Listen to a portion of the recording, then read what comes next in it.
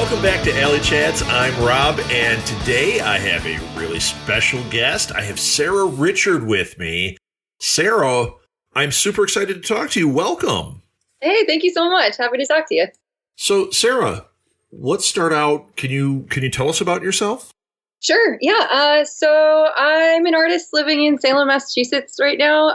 Been working in comics for about 8 years or so. Started my whole kind of art career actually working at Hasbro. I sculpted toys for about 2 years right out of college. So got my little taste of corporate life there and swiftly decided I'd rather be a freelancer. So luckily I kind of, started doing conventions. Got to meet a lot of really cool people there. Some of my best friends I've met at conventions, and through people I've met at conventions, and met a rep through a free comic book day at Double Midnight Comics in Manchester, New Hampshire, which is like my first comic store I used to frequent. And since then I got an Eisner and a Ringo nomination added to my resume, I guess, and worked on My Little Pony for like 7 years. Other than that, just always doing art. So you were nominated for the Eisner and for the Ringo. That's pretty amazing, pretty impressive. Yeah, it was really cool. The Eisner I was nominated for back in 2013 for my book Kitty and Dino through Yen Press, which is a part of Hachette Press, I believe. That was like for best children's publication for really young readers. And then the Ringo was actually last year with my friend Franco. He wrote the Ghost the Owl, which I illustrated. And then I also got nominated for Best Cover Artist, which was kind of mind-blowing and awesome. Didn't win them, but it was still cool. No, that's really cool. And you did a cover for Storm King as well, right?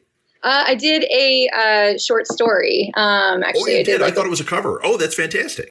Yeah, I did a short story. This is my second short story with Storm King. I did one last year that is about like owls and aliens and that whole crossover. But this year, super excited. Decided to try and take a more kind of historic path, I guess, and try to do something that looked like 19th century engravings and all about a lighthouse and some spooky goings-ons in there. So I'm really, really excited for that one coming out for Tales for a Halloween Night issue 6, which hopefully will be out in October. So, yeah. Yeah, really cool. So I was looking at your stuff, and you have a lot of stuff in your shop.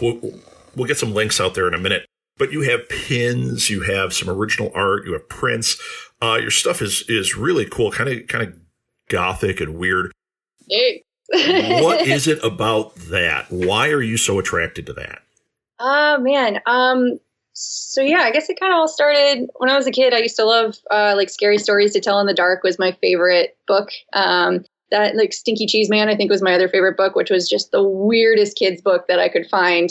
I've just always really liked kind of morbid, macabre, dark stuff, but also like kind of trying to find that balance where it's dark and scary, but also kind of beautiful. Like I really love Victorian mourning jewelry and just pretty much anything about the Victorian times where they really embraced kind of their dark Gothic ways of life. Because, back in the 1800s, everybody was dying all the time. So, you kind of have to, I guess, find the silver lining and all that. But I just always thought it was really cool to kind of find that balance of like spooky and pretty, I guess. But I also really like Art Deco and Art Nouveau too. So there's kind of like that influencing a lot of my style. And Art Deco has a few kind of, I guess if you looked at Batman the Animated Series would be the best way. Like Art Deco can be used to create such a really cool dark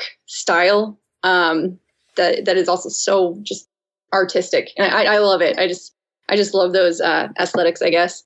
But yeah, so I guess with the pins, I really wanted to kind of create, at least with some of them, like my own version of like the Victorian mourning kind of look, but also just kind of like little doodles that I thought would be kind of cool to wear. Like pins have been really cool where it's wearable art, like you can buy a print if you have the wall space, or, if you have a lapel, you can put a pin on it, still carry around your favorite artist's work on it. So Yeah, I think that's a roundabout way to answer that, hopefully. No, it's great. I'm a big fan. I'm looking at these the pins and that you have, and they really are absolutely wearable art. It's the kind of thing that I would be completely attracted to if I was walking through Artist Alley. It's so cool. Now, do you ever take commissions?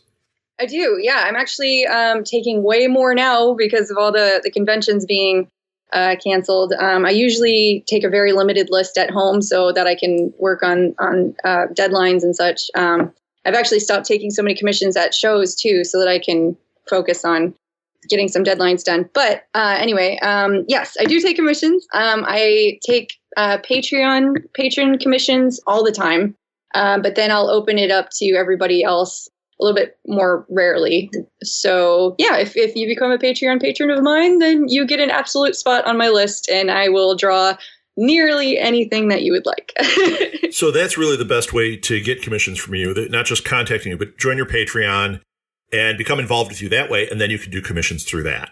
Absolutely. Yeah, totally. It's one of the ways I can give back. I feel kind of bad because the Patreons or the patrons I have right now, it's been so crazy just trying to kind of make ends meet right now that I haven't been able to keep up as much as I would like with specials going out. But what I do is show first looks at some stuff that I will hold back on showing everybody else for at least like a couple weeks, if not like a couple months. So like gallery things that I do, I'll show a first look for patrons only, or mostly gallery stuff. I actually showed a piece that I submitted to Vogue for a gallery in the back of the magazine, first to patrons a few days ago. So I'm going to hold off on showing that to everybody else probably for another month or so. So yeah. So what's your Patreon address? And we'll put all this in the show notes so people don't have to like scramble, pull over, and write things down.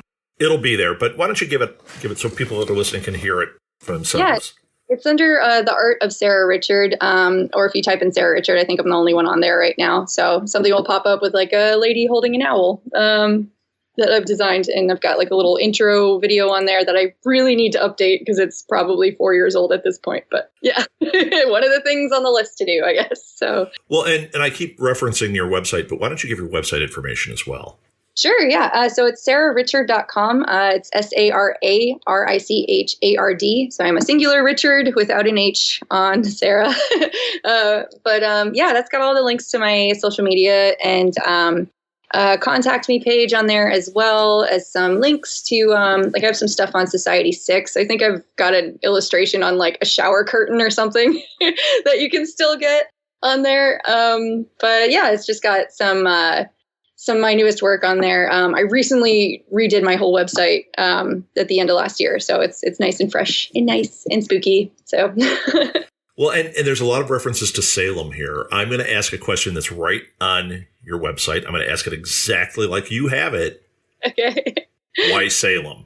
Salem. Oh my gosh, it's just like living in exactly what kind of history I like. It's like the dark, spooky, macabre kind of thing that you associate with Salem. Even though living here, I found that is so blown out of proportion. You're not going to find like Halloween decorations up. Well, you will find them up all year round, but not as much as you would think. There aren't like skeletons hanging in trees here or anything. But like the more subdued history is very cool. The witch trial stuff is definitely around. And I'm actually related to one of the accused witches. So my 10th great grandmother is Margaret Scott, and her name is actually on a lot of the memorials around town. So, I can go say, "What's up, Grandma?" Leave her like a little flower by the old cemetery. Yeah, it's cool. There's been a few nights after karaoke where I've kind of stumbled up and been like, "What's up, Grandma?" So inside, this is an exclusive. Was she a witch? No, she was just a lady that had land and some crappy white guys wanted it.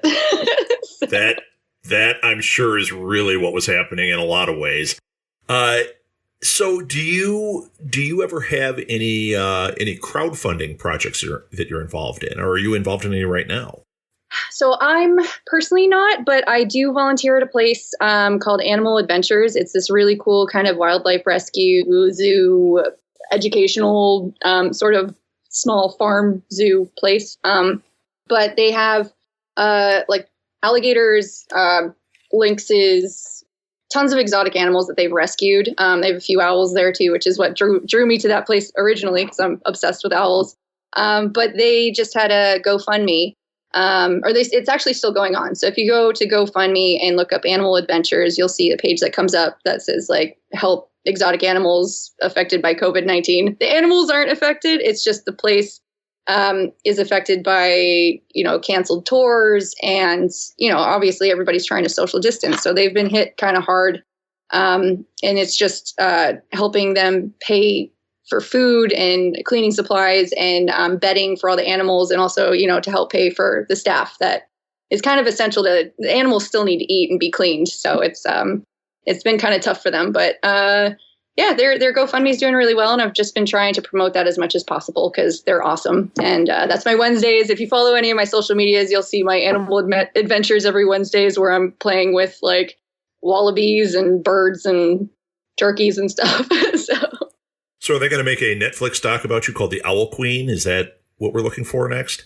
Oh my God, I'm afraid of that. Spin for Joe. So I have another question. This is a little off. It's not really off topic, but it's a little bit of a change here. I ask everybody this. This is your dream con. Who are you most excited to meet? Oh, man. Okay. So I just finished The Magicians last night, which is a super fun show. And I know that these guys have been to conventions before, but I would love to meet the people who play like Margot, Elliot, Alice, and Fenn from The Magicians, for sure. And that's my kind of like within the realms of possibilities for conventions that exist. But if I were to ever have a dream convention, probably everybody from The Mighty Boosh, which is like my favorite show, especially Noel Fielding. I would love to meet him. And Letterkenny. Like I would love to meet everybody from Letterkenny too. Those are like my two favorite shows right now. That's awesome. Yeah. You're unique. I haven't had anybody mention those. Awesome. They're great shows. Everybody should totally watch them. So with all these cons that are canceling, you mentioned it. I know it's the buzz everyone's talking about. It's the reason I started this. What do you think is the best way that people can support other creators during this pandemic?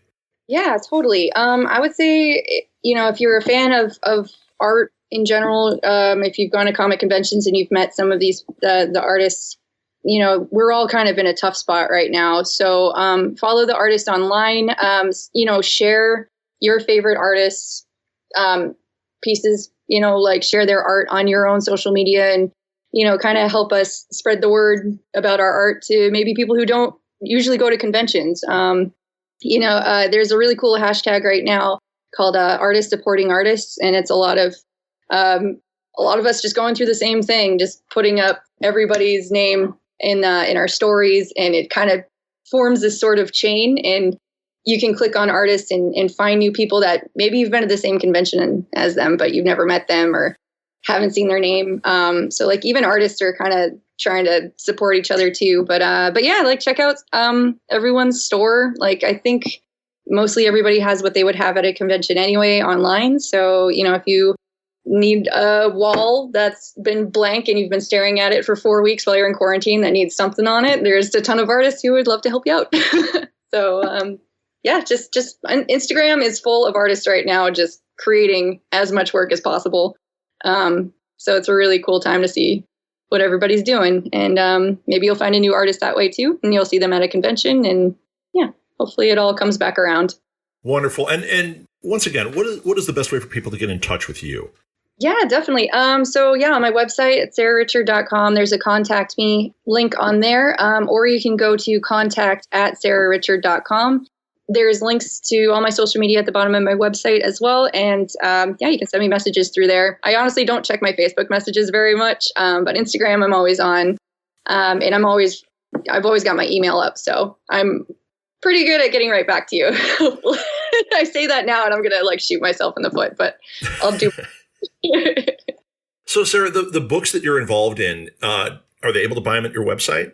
So I don't have any on my website right now, but you can go through your local comic shop, which a lot of those guys are having a really hard time too. So please, please, please find your local comic shop online. or contact them if you know the owners. I know everybody can do their best to hook you up, but yeah, The Ghost the Owl is available through comic shops. Yes, Tales for a Halloween Night too, issue 5. And honestly, all the issues have been awesome too. I'm just in 5 and will be in 6, but everything 1 through 5, there's so many cool, scary stories in there. And yeah, Barnes and Noble too, I guess, is an independent bookstore now technically. So like support them too, I guess. But like, definitely local comic shops if you can. They'll find a way to get those books for you for sure. Excellent, Sarah. Thank you so much for being on. Good luck, everybody. Check out Sarah's stuff. Order her pins, order her books. I'm telling you, it's so cool. It's such a great site that I'm looking at right now that I really hope everybody checks it out. Thanks so much. Really appreciate it. You can find Alley Chats on Facebook by searching for @AlleyChats. You can also visit us at our webpage, smgpods.com/AlleyChats, for links to all our episodes and other cool stuff. One easy way to support our show is to rate and review Alley Chats wherever you listen to your podcasts. Those ratings really help us out and help others find our show as well. Alley Chats is produced and edited by Rob Southgate for Southgate Media Group. Be sure to subscribe to Alley Chats because you definitely don't want to miss an episode. Thanks again to our affiliate sponsors, Hunt-A-Killer and Tweaked Audio. Links to them are on our webpage and in the show notes. This wouldn't be possible without them. Our theme song is by Benny and the No Goods. Check out their awesome music at bennyandthenogoods.bandcamp.com. If you're an artist or writer or creative type that would have a table at an artist alley and would like to be on Alley Chats, message us through the Facebook page or email us directly at southgatemediagroup@gmail.com and we'll set up an interview. Thanks for listening, everybody. We'll be back tomorrow with another fantastic show.